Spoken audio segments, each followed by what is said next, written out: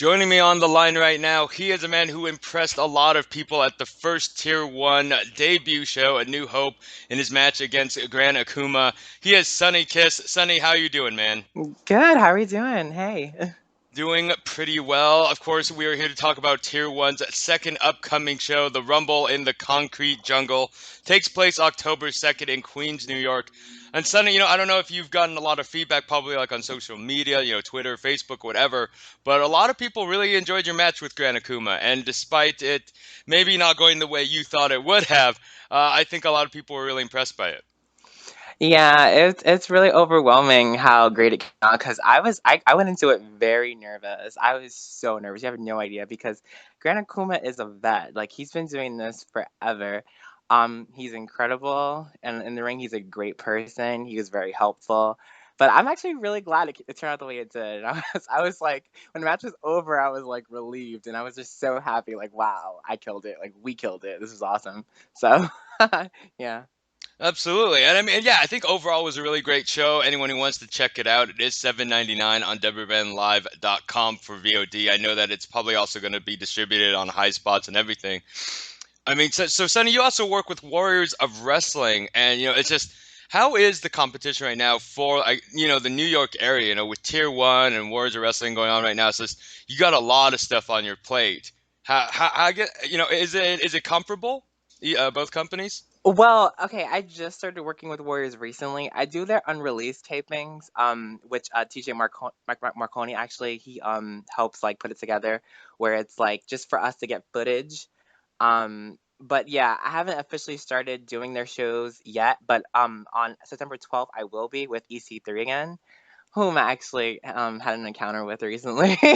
I'm not sure if you've seen it, but I had that video. Yeah, it went viral, man. I think a it lot of really people did. saw it. But for some of our listeners who may haven't, tell them. Yes, and he is talking about EC3. Ethan Well, I Carter the think he's third, still my the boo Impact boo. World Champion. So, Yeah, that was really cool. Actually, the funny thing is, so it's Ace Pro Wrestling, by the way. I went in. I was actually supposed to do ECPW in New York, but I actually went and I did Ace because I was gonna be in an actual match. I rather personally, like, no shade to Gino, but I would rather be in a match, an actual match. So I went to Ace and I did the triple threat match for the Fight for Flight title, and I won. So I'm thinking like, okay, cool, like it's over, like I'm done, I'm won my match, whatever. So then EC3 comes up to me, he's like, no, don't change. And I'm like wondering what's going on.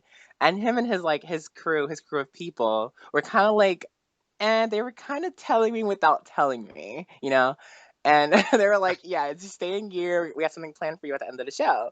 So lo and behold, they told me like, you're gonna come out and you're gonna kiss EC3.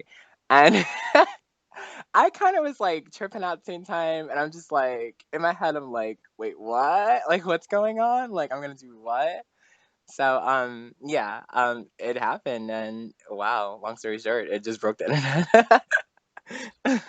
I saw. I mean, I saw a lot of comments on the video as well. I mean, just a lot of people thought. I mean, and it's fun, right? I think people took it particularly since he is the TNA World Champion. I believe he still is. He might not be. I can't remember. But I mean, yeah. I mean, it's just a lot of stuff going on, and of course, as we are here to talk about Tier 1, you are preparing for a six-way elimination fray.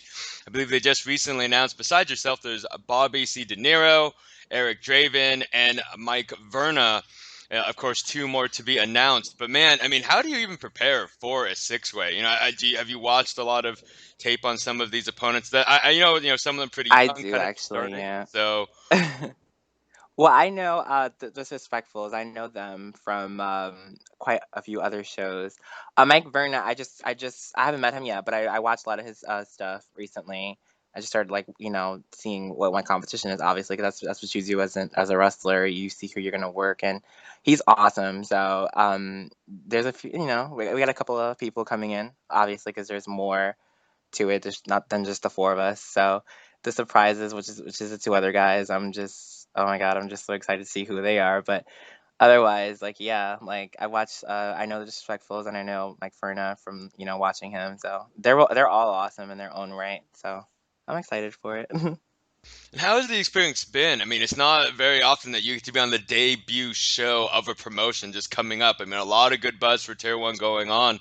That's got to be It exciting. really is. Yes, it is, and it's just ensured for just success. Like tier one is going to be the promotion, the wrestling promotion that everyone's going to be talking about within the next like year or so. Like the first show did so well, and when Dennis actually asked me to do the show, I was actually very hesitant to say yes, and I wasn't sure. I'm just starting getting a little buzz. I'm just like really, really like getting out there and branching out. And so I don't know, like I was really hesitant to say like yes, but then like I don't know, I did it, and I'm glad I did because Sure. something Yeah. great turned out of it. Well, it's a difficult choice, particularly like you said, just kind of starting. When did you start wrestling, and then yeah, to make that decision to go with a new promotion who you probably there's nothing to go on, right? They have no past events. You can't go back and go, oh, okay, let's see what they're doing. You just kind of have to have that trust, right? Right. Well, I started wrestling in 2012. That's when I originally started, but I didn't really consecutively do it until 2013. I started, and I was really shy, and basically, like, I went up to ECPW, which is in like Hiawatha, New Jersey, and I like went up to Gina Caruso and I said, "Hey, I'm an openly gay guy, but I want to be a professional wrestler. And how do I go about this? Is this okay?" You know, and basically he was very like open arms with it, and I loved him for that from the beginning. Like he was very open arms with me, and basically it really didn't matter as long as I was as long as I could wrestle, as long as I had talent. He didn't really care about anything else. Everything else was irrelevant. So that was just awesome to get that approval.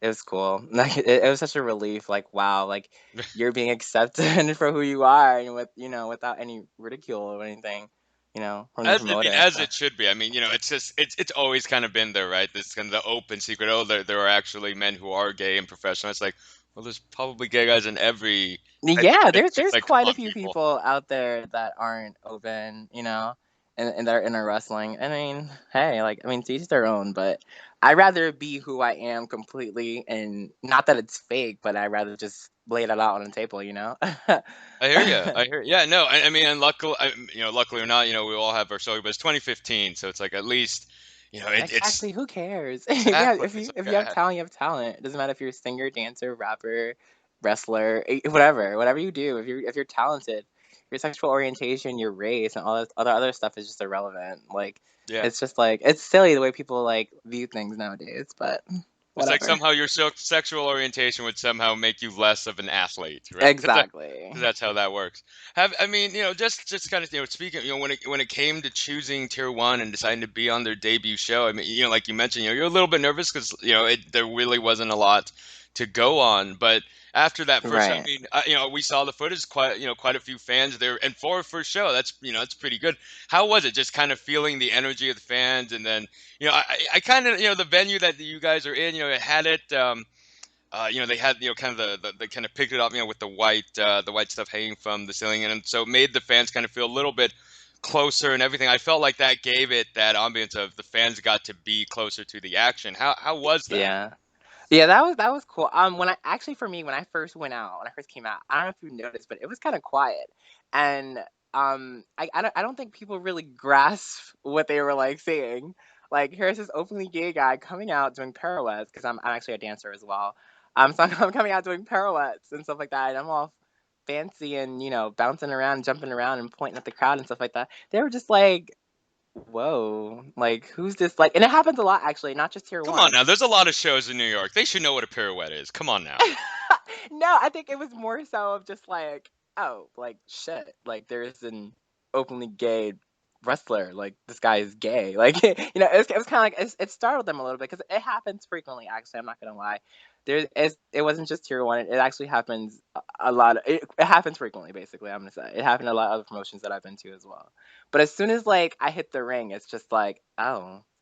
Oh, which I love it because I love proving people wrong. I love basically like like shutting people up. Like like yeah, I can do this. Like yeah, I'm this way, but I can do this. So I Yeah. hear you. No, you had a great match with Gran Akuma. I mean, and like you said, he is the vet, and I mean, it was a pretty hard hitting match. I think it impressed a lot of people. And It again, you're was. I was really nervous, but it went so well. I was so excited. And I mean, and now you're in the six-way elimination fray, and obviously with Tier One, with what they're planning on, I mean, it really does matter, the wins and the losses, but also with the way that the fans have reacted. I think, like you said, there's some really good stuff in the future for Tier One going forward. I mean, for you, like as a young wrestler, what are your goals for Tier One? Obviously, they have a world championship, and that is, I'm assuming that's in your sights. Of course, of course. I mean, anytime I can get some gold. I mean, I already have some now. I am Ace Pro Wrestling's Fight for Flight champion, so and I beat Azrael, like freaking Azrael. This guy is amazing. I don't know if you know who Azrael is, I do. but As a oh, you do. longtime Ring of Honor fan, yes, I do Oh, remember. okay, great. Yeah, he's Yeah, fucking incredible. Like I like defeated Azrael. Like that was just really really cool. that had to be And pretty. Yeah, that had to be I got pretty awesome. that's some tough shoes to fill. If anyone out there knows Azrael and his matches with Deranged, they're both like incredible people. So Yeah, they're to still to be highly champion, athletic, yeah. right? Like it's crazy. You would think like years later, maybe they'd slow down just a little bit. No, from what I hear, they're still going. Yeah, they really are going hard. They really are. Like, slow down where? Like, they're going hard. They're both like they still got it.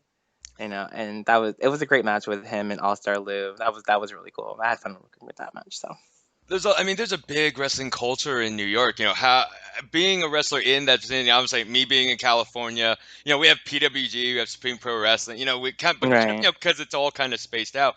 But New York, I mean, it's in the culture, it's practically in the city. How is it, when you work with a veteran, maybe like a Gran Akuma or an Azrael, are you just picking up, all this knowledge from them because they've been on the scene for a while too? Yes, definitely so. From both of them, I can definitely say. Even like just working, just that segment with EC3, and just being in a locker room with like awesome guys like that. Like it's awesome. And I kind of like I try to grasp and suck up like everything that they tell me to do. Like work on this, work on that. You're doing great with this, doing great with that. It definitely. Why wouldn't I want to learn from the best? Like these are guys who fucking took the indie scene by storm. Like they're freaking amazing. So why wouldn't I want to be as great as them? You know what I mean? So basically, yeah. Like I definitely took a lot, learned a lot from them. Do you feel like that culture is in Tier One? Because Tier One has a pretty good mix of of veteran wrestlers, and I don't want to make them sound too old. Guys like Luke Hawx, Tim Donst is coming in. Love them, Also some. yeah. I don't want to say like, oh, they're old grizzled vets. They've been doing this forever, but definitely a little bit longer, and they have that. Do you see a lot of the younger guys? Because I think Tier One is cultivating a lot of the younger up and coming talent. Do you see Right. those guys going to them and asking for help? Because I mean, truth be told, I hear from a lot of wrestlers, sometimes that's just not the case. Unfortunately, these young guys don't go and ask for that kind of Um, advice. I'm not gonna lie. I don't really see it too often. I think more so when you work with them, that's when it usually happens. Um, Yeah, I definitely see like a mix up and like a mixture of both vets and green guys and rookies in the locker room. So I don't know. I don't really see them asking for advice, but I think more so when you work with them, yeah, that you guys tend to talk a lot and you get to know the person. Like even just like before our match, like Grant Kuma and I were talking, and he's just like he knew what I can do based on what he saw, and he worked with what knowledge I had, and basically worked around that. And then after the match, he said, "Okay, maybe you should try this. Maybe you should do this. Maybe you should do that." So that was cool. Yeah. That's awesome. No, glad to hear it. So before we get out of here, of course, we always like to give our guests a chance to plug away some of their social media where people can contact you and check out what you're doing. You can find me on Twitter, and that's at Sonny Kiss XO.